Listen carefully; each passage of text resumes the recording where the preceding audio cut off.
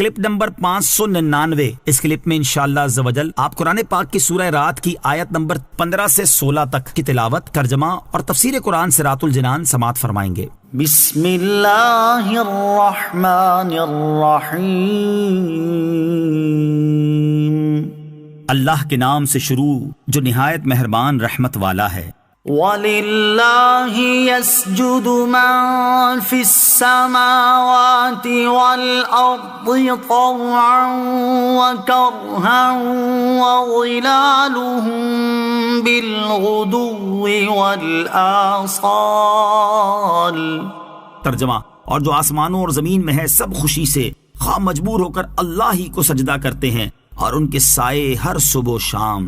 وَلِلَّهِ يَسْجُدُ، اللہ ہی کو سجدہ کرتے ہیں، یعنی آسمانوں میں جتنے فرشتے ہیں اور زمین میں جتنے اہل ایمان ہیں سب خوشی سے، جبکہ کافر و منافق شدت اور تنگی کی حالت میں مجبور ہو کر اللہ تعالیٰ ہی کو سجدہ کرتے ہیں۔ اور سجدے کرنے کا ایک معنی یہاں یہ ہے کہ وہ حکم الہی کے سامنے بے بس ہیں، اور اللہ عز و جل جیسے چاہے ان میں تصرف فرماتا ہے، اور سب اللہ تعالیٰ کے قانون فطرت کے پابند ہیں۔ تنبیہ، اس آیت کو پڑھنے اور سننے سے سجدہ واجب ہو جاتا ہے۔ سجدہ تلاوت سے متعلق مسائل کی تفصیلی معلومات کے لیے بہار شریعت حصہ 4 سے سجدہ تلاوت کا بیان مطالعہ فرمائیں۔ وَظِلَالُهُمْ بِالْغُدُوِّ وَالْآصَالِ، اور ان کے سائے ہر صبح و شام۔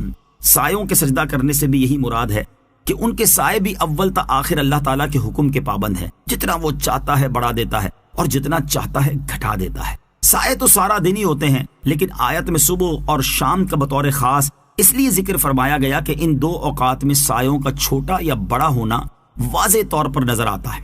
قل من رب السماوات والأرض قل اللہ قل افاتخذتم من دونه اولیاء لا يملكون لأنفسهم نفعا ولا ضرا قل هل يستوي الأعمى والبصير أم هل تستوي الظلمات والنور أم جعلوا لله شركاء خلقوا كخلقه فتشابه الخلق عليهم قل الله خالق كل شيء وهو الواحد القهار۔ ترجمہ، تم فرماؤ آسمانوں اور زمین کا رب کون ہے؟ تم خود ہی فرما دو، اللہ۔ تم فرماؤ تو اے لوگوں، کیا تم نے اس کے سوا مددگار بنا رکھے ہیں جو اپنے لیے نفع اور نقصان کے مالک نہیں ہیں؟ تم فرماؤ کیا اندھا اور آنکھ والا برابر ہو جائیں گے، یا کیا اندھیرے اور روشنی برابر ہو جائیں گے؟ یا کیا انہوں نے اللہ کے لیے ایسے شریک ٹھہرا لیے ہیں جنہوں نے اللہ کی تخلیق کی طرح کچھ پیدا کیا ہو؟ تو ان کافروں کو پیدا کرنے کا معاملہ ایک جیسا لگا ہو۔ تم فرماؤ اللہ ہر شے کا خالق ہے اور وہ اکیلا سب پر غالب ہے۔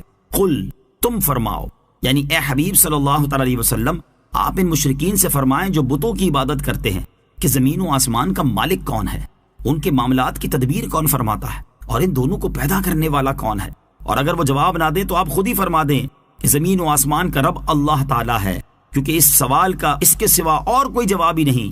اور مشرکین بھی غیر اللہ کی عبادت کرنے کے باوجود اس بات کا اقرار کرتے ہیں کہ آسمان و زمین کا خالق اللہ تعالیٰ ہے۔ جب یہ امر مسلم ہے تو اے حبیب علیہ الصلوۃ والسلام، آپ مشرکین سے فرما دیں، کیا تم نے زمین و آسمان کے رب کے سوا بتوں کو مددگار بنا رکھا ہے؟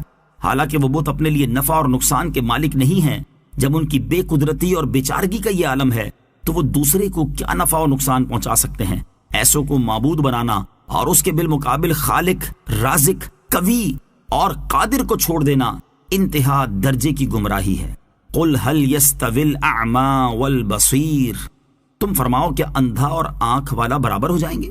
آیت کے اس حصے میں اللہ تعالیٰ نے بتوں کو پوجنے والے مشرکین اور اللہ تعالیٰ کی عبادت کرنے والے مومنین کی ایک مثال بیان فرمائی۔ چنانچہ ارشاد فرمایا کہ اے حبیب صلی اللہ تعالیٰ علیہ وسلم، آپ فرما دیں کیا اندھا اور آنکھ والا برابر ہو سکتے ہیں، یا اندھیرے اور روشنی برابر ہو جائیں گے؟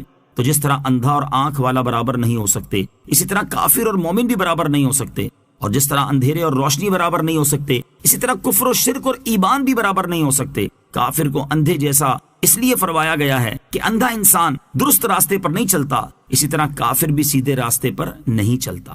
ام جعلوا للہ شرکاء، کیا انہوں نے اللہ کے لیے شریک ٹھہرا لیے ہیں؟ آیت کے اس حصے میں ایک اور طریقے سے بت پرستوں کا رد کیا گیا ہے۔ اس کا خلاصہ یہ ہے کہ یہ مشرکین جو بتوں کو اللہ تعالیٰ کا شریک قرار دیتے ہیں، کیا ان کے علم میں ہے کہ بتوں نے بھی کوئی مخلوق پیدا کی ہے، جس کی وجہ سے انہیں یہ شبہ ہو گیا کہ بت بھی خالق ہیں اور اللہ تعالیٰ بھی خالق ہے، اور جب اللہ تعالیٰ اپنے خالق ہونے کی وجہ سے عبادت کا مستحق ہے تو یہ بت بھی اس وجہ سے عبادت کے مستحق ٹھہرے۔ بلکہ حقیقت یہ ہے کہ مشرکین یہ بات اچھی طرح جانتے ہیں کہ بتوں نے کسی بھی چیز کو پیدا نہیں کیا، تو جب حق بات یہی ہے تو مشرکین کا بتوں کو عبادت میں اللہ تعالیٰ کا شریک ٹھہرانا جہالت کے سوا اور کیا ہو سکتا ہے۔ اور حقیقت یہی ہے کہ ہر شے کا خالق اللہ عز و جل ہے، اور وہی سب پر غالب ہے، اور سب کچھ اسی کی قدرت اور اختیار میں ہے۔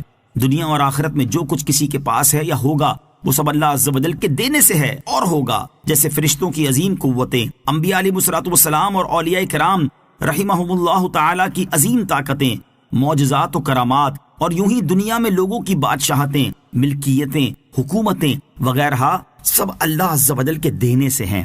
اللہ عز و جل کے ارادے کے بغیر کوئی ایک ذرے کا بھی مالک و مختار نہیں بن سکتا۔